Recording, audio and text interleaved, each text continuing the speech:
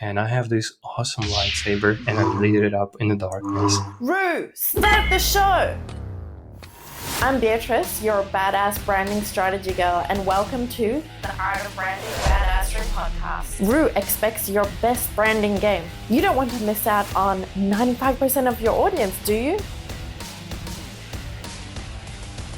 Heck yeah! In today's episode, we're jumping into the art of crafting a magnetic brand persona. And today's guest, well, Rue, steal yourself for this one because we've got one of your frenemies and a LinkedIn legend in the house. A badass ghostwriter, he's built a badass following on LinkedIn, leaving us wondering, how does he make the virtual world bow down to his brand? Meet Roman Pikalenko and his sidekick Pinky. Thank you for joining us today. Well, hello there. Yes. This is the coolest entrance ever in the history of podcasts, and Exactly. I will bring myself back to the light. But yeah, 1 second. Come to the light. Come to the light. You know, the dark side is so much more fun, though. Yeah, But, no, like For anyone who is not watching the video or any clips and is just wondering what the fuck is going on, Beatrice here started the recording with my side being completely dark, and I have this awesome lightsaber and I lit it up in the darkness, full red, for full Sith Lord style. It's fun. freaking hell. Mate, Yeah. starting from scratch, as you did with this, is so daunting. And you've done so in so many ways, from relocating your life, starting your ghostwriting brand, and like lots of new things. It's seriously impressive. What keeps you going, dude? Thanks. Well, there are many things that keep me going, but the biggest one, I guess, is it's fun. Like, you know how when you grow up and your parents tell you, oh, you need to find your purpose in life or whatever, find the job that you love. Well, I feel like this is the job that I found I love. And the job is not necessarily LinkedIn ghostwriting, although I freaking love writing, but just this whole content creation thing and working for myself and low-key doing whatever I want. Heck yeah, you gotta have fun with it. Otherwise, Oh, at yeah. the end of the day, what's the point? And Yeah. speaking of fun, we both have our trusty sidekicks. Pinky, the flamingo, and Rue, the badass kangaroo that's brought us together. That's right. How did Pinky come into your life, and what kind of impact does this feathered friend have on your brand personality? Well, Pinky himself came to my life by one of the biggest accidents ever. Me and my girlfriend were walking down the street from the grocery store. She literally spotted him on the ground next to the parking lot, just laying there as a toy. It is a toy. And I wanted to leave him because I thought some child must have dropped him, and they're probably gonna want to come back and pick him up. And she insisted, saying, no, this is a sign, you need to take him. So I did, and he was just hanging out in the background, literally in the back of every call, for about 3 weeks, until I realized I have no idea what to name him. I'm an overthinker, so it will take me another 30 years to just come up with a name that I will be satisfied with. So why make a decision yourself when you can just let other people decide? And I created a naming contest for my community. It was like a 3-round thing. Basically, I posted a picture of Pinky saying, submit your names and suggestions, and the best one will be the godparent of that flamingo. Then I boiled it down to 10 names, made another post. Then it was 2 names, Gary or Pinky. That was a third post. And the fourth one was a LinkedIn Live with Luke Matthews, because he's the godfather. He's the person who picked the name Pinky. And that was also the first time I ever met Luke. I never talked to him on the camera before. So it was a really strange way to get to know each other. But yeah, that's how Pinky came to be. I'm so glad she's Pinky or he's Pinky, because Gary just, it doesn't fit. Gary doesn't fit, and However, me and my girlfriend went to Flamingo Spa not so long ago. There's a spa Yeah. called Flamingo Spa here in Helsinki, and because it's flamingo themed spa, they also have a merch store. And Linda may or may not have bought a new flamingo toy, and because my preference in name was actually Gary, not Pinky, I low-key named that toy Gary. But, and that's for people who are listening in the future, at this point I may or may not have conducted another naming contest for the middle name of Gary. I'm thinking of doing that just for fun, just like I did for Oh, Pinky. So yeah. it could be like Gary Florenzo II or something like that. Just because I'm bored, and I think LinkedIn is so saturated with copy paste AI generated bullshit right now. I think people would appreciate a bit of random fun. Exactly. Like, I'm so looking forward to seeing that competition and seeing who ends up getting the first place for the name. In the name of Pride Month, Gary also turns out to be gay, and he's Pinky's Ah. secret lover. So there's like a whole backstory there. Are you doing a carousel on this? I probably should. I should also make a carousel just on Pinky's origin story, because people ask me all the time, "What's up with Pinky?" And I've Yeah, never like made it. here's a video. Here's a carousel. Yeah, So yeah, yeah. No, carousels just are so annoying to make. That's why I have retreated to making just long form text posts. It's too time consuming right now. yeah, I mean now video is a thing. But look, going back to mascots, what advice would you give others who are looking to incorporate a mascot or even a unique element into their own brand strategy? Well, that's the thing, right? It doesn't have to be a mascot. It needs to be some sort of unique element, and it can come in many different forms. Sure, I have Pinky flamingos. You have Roo and kangaroos with a baseball bat. But it doesn't have to be an animal. It doesn't have to be any living being per se. It's just a different way of doing that. I've seen people use color, like Jesse Van Brugel with his purple color. He's like a purple LinkedIn coach branded person. I've seen someone with a rainbow, like Leah Turner. Back Yeah. when I just started, there was Chloe Fox, and she was pushing watermelon funky socks. So that was kind of a thing she was known for temporarily. But it can also just be a character without visual representation.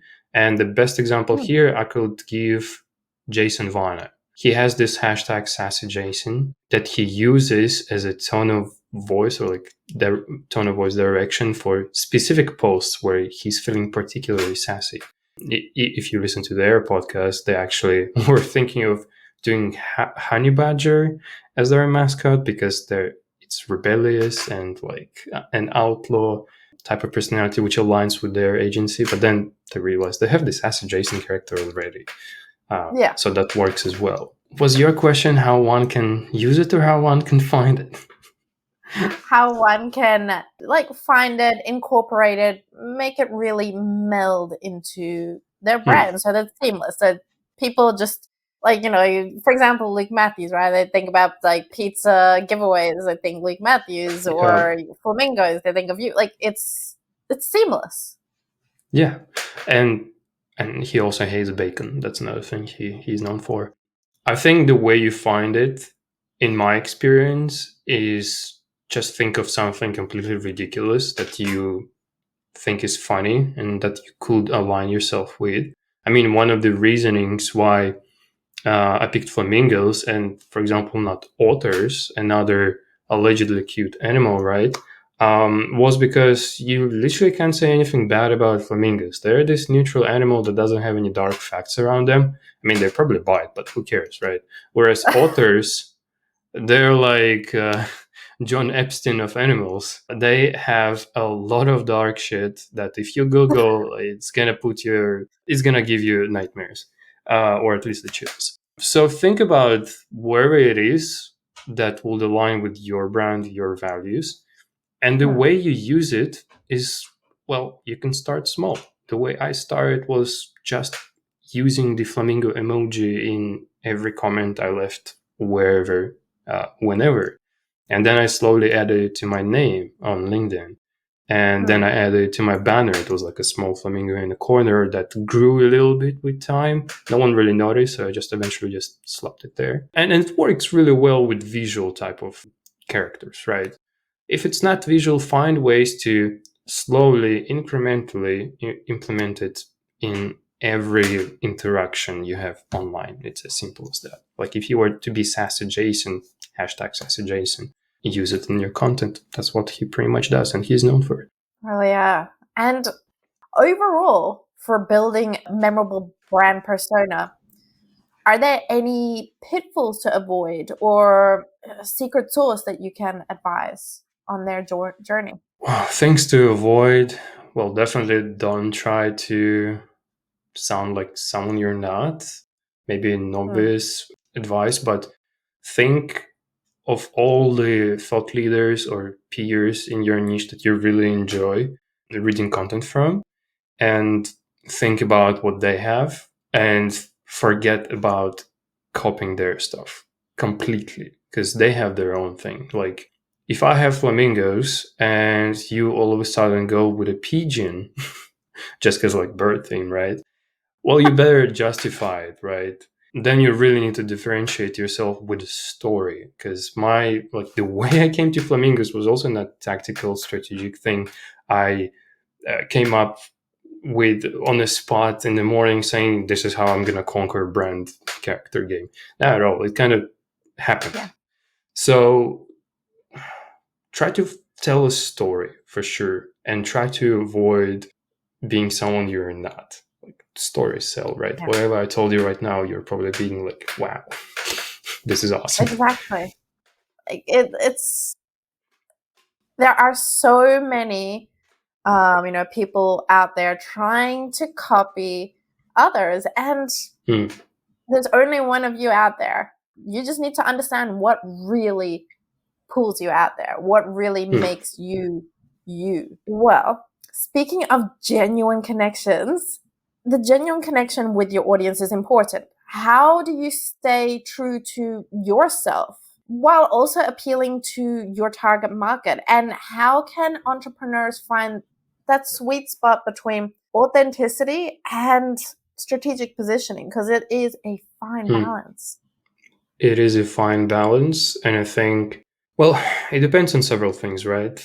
One thing that definitely helps me is I don't really care about many things. I don't really care about people judging me or criticizing me or seeing me in a certain view. I know exactly how I want to be seen.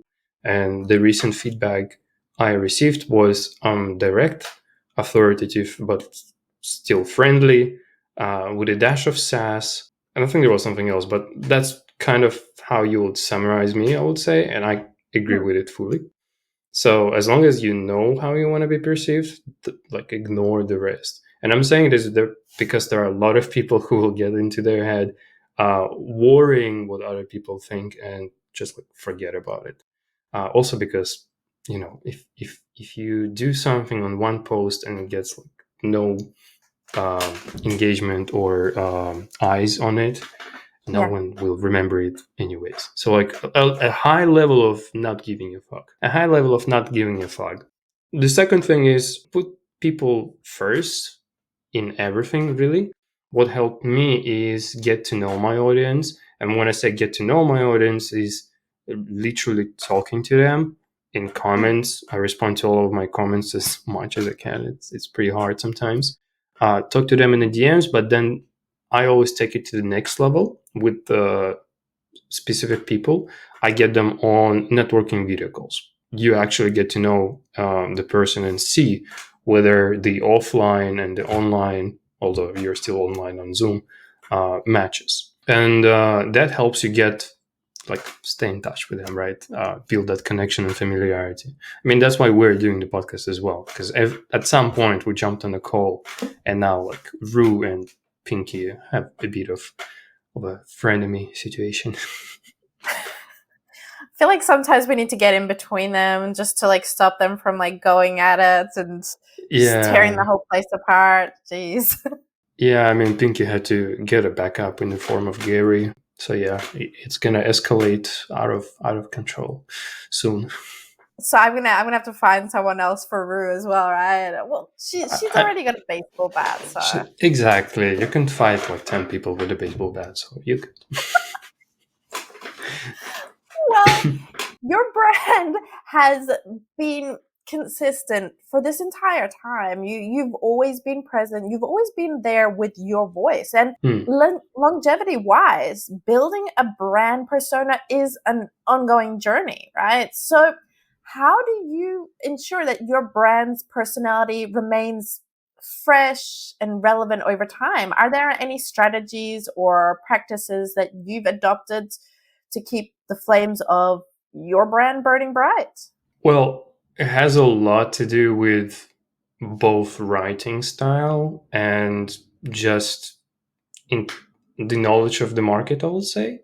So, Hmm. writing wise, depending on your tone of voice, depending on how you want to be seen and known for example, I'm okay being seen as a sassy yet authoritative dude. I have that felt throughout each and every copy, whether it's on my profile or in my LinkedIn content, right? So Hmm. that's the simplest answer. If you want to be more authoritative, more formal, corporate like, well, that's how you need to sound in every interaction, at least majority of it. In the comments, I think you can get a little more relaxed. And the second thing, the knowledge of the market, and that's something I already mentioned. Ghostwriting space where I am in is super Hmm. saturated. So being aware of it and finding Yeah. angles or ways to bring more juice to it, while everyone else is hung up in templates and AI generated content, it's important. And again, the example I gave before was the naming contest. It's going to come out of nowhere. No one will expect it. No one really needs it either. It's just going to be some random thing that I know is going to be fun because I personally have tested it before. And also, generally speaking, why not? Right. It goes against the grain, it Yeah. goes against all the gurus or professional advice out there. So if you can see opportunities like that, you will definitely stay fresh. The third thing is mindset, really, because you can't stay fresh forever. But if you keep going, Hmm. you won't ever fully, go limp or with your personality. You'll find something because if you stay long enough, you'll learn ways of spotting these small signals through your interactions or what the market is. So Yeah. a friend of mine has a quote that probably isn't his, but I refer to him all the time, and the quote goes, "You can't lose if you don't quit." And that's kind of the mentality I have. Like I scaled back to posting 3 days per week now, even though for more than a year I was posting Monday to Sunday every single day. I mean, there was a crazy period. I posted even twice a day. I don't know why I did that. But I'm still going. Like every break I take is super short and temporarily because I also have the mindset I'm going to come back. That is incredible. Like even that testing as well. And I want to jump into that a little bit. Like going in there and testing out things. That way you have that understanding whether something works or doesn't work, rather than talking to one friend, which probably isn't even in like your client base or something like that. You're testing something out on the overall audience, and you're Hmm. getting a big voice. So that way, at the end of the day, like you know whether it's going to work. And so many of the big campaigns that I see, they put like the feelers out there. Have you done that a lot? Not really. I have this shiny object syndrome myself. Some people, when it happens, they see cool strategies from other people, and I jump in and try to adopt it all, like 5 strategies every week, right? But they never finish. Mine doesn't even get Yeah. that far. I just get excited, barely start, if even, get overwhelmed and just don't do anything. So I don't think I've ever gotten that far, while still trying to figure out my own strategy, right? I mean, there's a reason I'm still going. Yeah. Also, if you're listening to it and you're hearing a lot of creaking. Apologies, that's my stupid chair. No worries. And it's we're all a part of that journey as founders, solopreneurs, entrepreneurs, whatever name you want to give it. We're all there, and some people are more open about it than others, and it's good to see people who are just like, well, I'm struggling with this, and I will get through it. It's just this is what I'm going through at the moment. Yeah. There is one question that I ask everyone that comes on board here, and that is, what is the biggest societal norm that you want to push back on and teach others about? It doesn't need to be related to ghostwriting or branding or... Yeah. I think, well, it's not going to be related to LinkedIn branding or whatever we do for a living at all. Yeah. And it has to do with one of my recent posts, which is also based on my living situation. For those that have been following me for a while, and Beatrice, you probably are aware as well, the societal norm I want to challenge here is the fact that you, wherever you live, is if you're a native in this country and you have this sense of pride and ownership as a nation or as a nationality, and this sense of protecting it, preserving it as a culture, I salute to you. But I don't think it matters as much as people tend to give importance to it these days, especially. What I'm trying to say is, I'll give you a vivid example. I live in Finland, yet I am personally Russian born. I've been in Finland for almost 7 years. I came here after my high school to do a degree. I did that. I worked. I quit. I ran my own business, pay taxes and everything. The newly elected government here has proposed quite anti-immigrant laws that also similarly you could see in other countries. And the whole reason for it, the right-wing party is of course in charge of it. It's always blame it on the immigrants, like, immigrants are the problem. And I understand quite often there is a good reasoning for it because they do want to preserve, their culture. They do want to preserve the best opportunities for their own people. But I think what a lot of people forget is it's 2023. The world is so mixed and so intercultural, and everyone is pretty much an immigrant or a descendant of one, that I don't think this cultural preservation that turns to the extreme of nationalism sometimes should matter that much. Because all the cultures out there, whatever you want to say about them, I mean, I'm Russian, so you could say I'm a problematic culture because of the war. The more points of view you bring to your country, or wherever you live, like it can be a company, it can be just like a small village, the more points of view you bring, the more enriched your little community, your society will be. And it saddens me to see that there are people out there that make immigration laws, yet they've never lived as immigrants. And that's pretty much the case here. So I'll leave you with this really deep thought there. Wherever you are, if you're an immigrant or a foreigner, embrace the people who are locals, be empathetic to them, and try to understand why they might feel a little against the immigration. But embrace them and embrace your fellow immigrants and foreigners as well. Because, man, we're all just trying to live here. We're just trying to build a better life. And yeah, it's just sad how some people use that against others. Freaking love that. That is all kinds of amazing, especially with digital nomadism being a big thing right now. And yeah, people are moving around a lot. 100%. Well, thank you again for joining, Roman. And how can people reach you? You can reach me on my LinkedIn. Please, if you connect with me, add a note that you listen to this podcast. I am pretty strict on who I accept, and there is a good reason for it that I will explain at some point. Just add a note, mention that you heard me from the Beatrice's podcast, and I'll accept. If not, there is an email, but honestly, LinkedIn is much better. I'm there 24/7, sadly. Oh.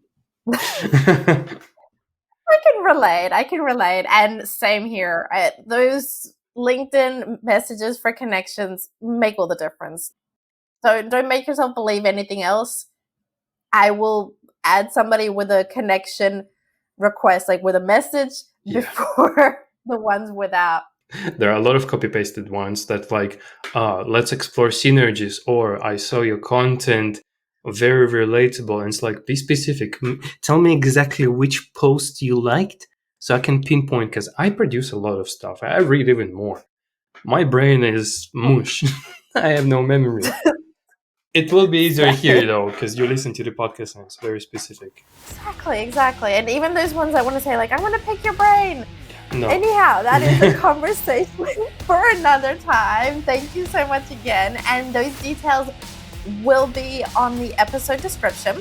And drop any questions that you'd like answered about the show in the comments. And of course, stay badass. Sweet. Thanks for having me.